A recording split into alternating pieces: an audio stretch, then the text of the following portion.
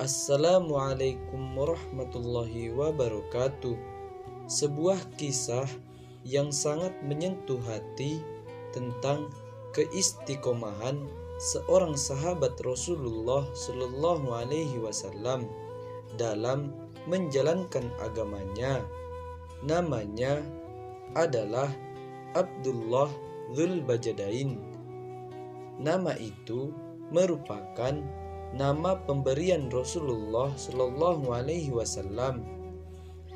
Namanya yang sebenarnya adalah Abdul Uzza Al-Mazani. Ia berasal dari sebuah kabilah Mazaniyah yang terletak di antara Mekah dan Madinah. Ia telah ditinggalkan oleh kedua orang tuanya sejak masih kecil. Karena itulah ia tinggal bersama pamannya. Paman beliau adalah seorang yang sangat kaya. Banyak harta yang telah dikeluarkannya untuk membiayai Abdul Uzza. Ketika ia berumur 16 tahun, ia hidup bergelimang harta, sehingga beliau mengenakan pakaian buatan luar. Beliau juga memiliki 2 ekor kuda yang selalu digunakannya secara bergantian. Tapi sayang sekali, beliau dan kaum bangsanya masih menyembah berhala. Suatu ketika, ia sedang dalam perjalanan. Ia bertemu dengan para muhajirin. Ia pun melakukan perbincangan dengan mereka, dan setelah berbincang, akhirnya ia pun sadar dan memutuskan untuk memeluk agama Islam. Keadaannya pun berubah. Setiap kali melihat ada sahabat yang berhijrah dari Mekah dan Madinah, ia berlari dan mengikutinya, seraya berkata, "Tunggulah aku sampai aku mendengar dari kalian bacaan Al-Quran. Aku ingin menghafal 1 ayat baru dari kalian." Bayangkan bagaimana tekadnya untuk menuntut ilmu agama lebih dalam. Di saat para sahabat merasa jiwanya terancam serta ketakutan akan adanya mata-mata kaum Quraisy, dalam pikiran Abdul Uzza saat itu hanya ingin mendekatkan diri kepada Allah saja. Akhirnya ada seorang sahabat yang berkata, "Mengapa engkau menunggu di negerimu dan tidak pergi hijrah ke Madinah?"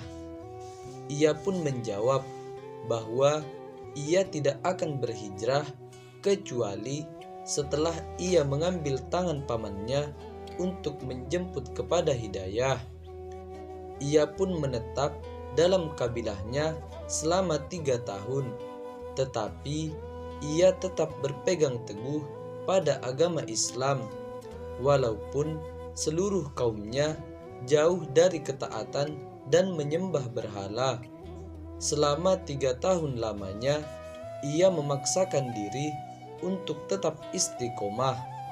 Apabila ia ingin beribadah kepada Allah, maka ia akan pergi keluar dari kaumnya ke tengah-tengah padang pasir.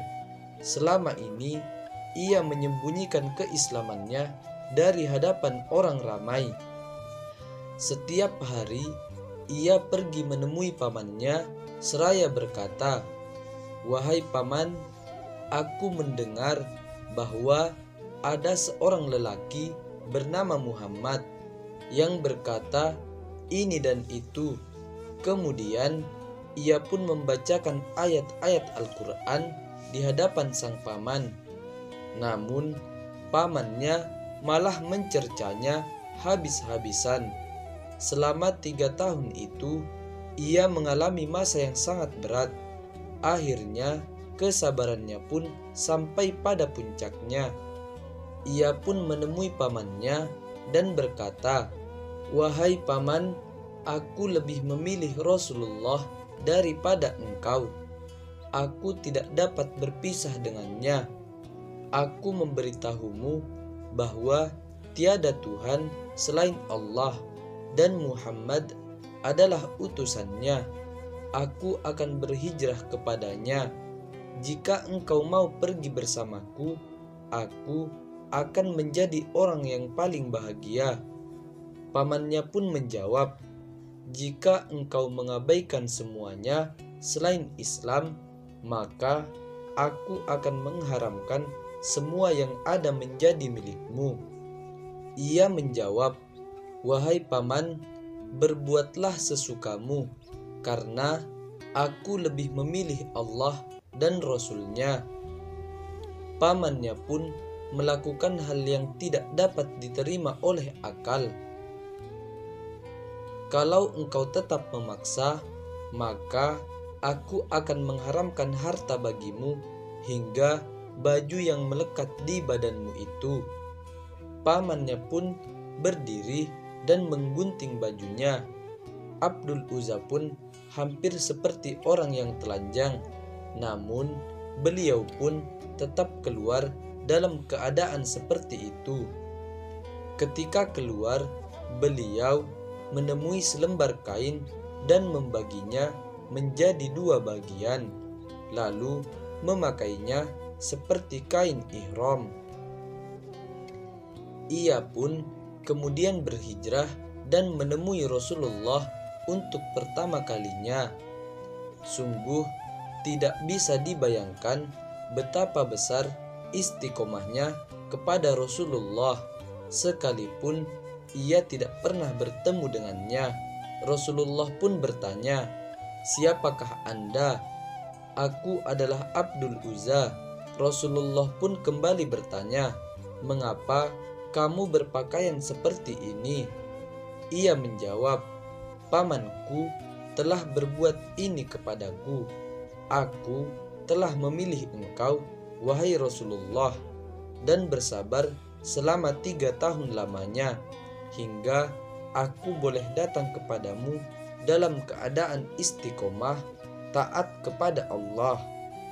Benarkah engkau telah melakukan hal itu?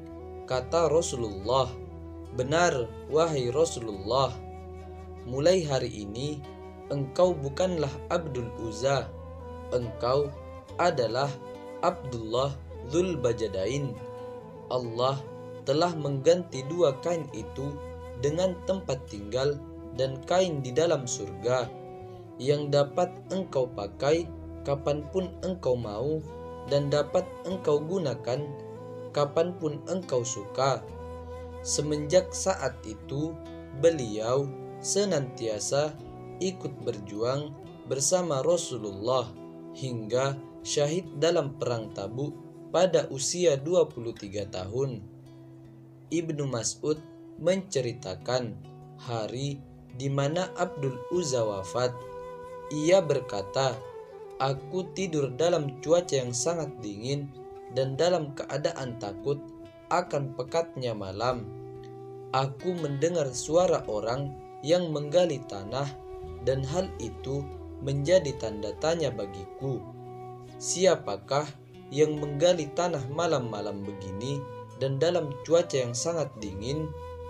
Aku pun melihat pada tempat tidur Rasulullah dan tidak mendapatkan beliau di sana. Lalu aku melihat tempat tidur Umar.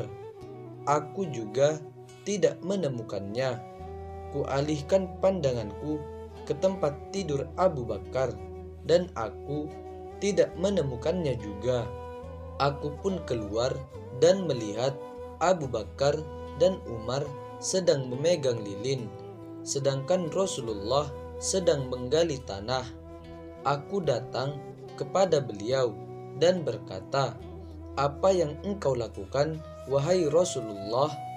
Beliau mengangkat kepalanya ke arahku dengan kedua mata yang dipenuhi dengan air mata.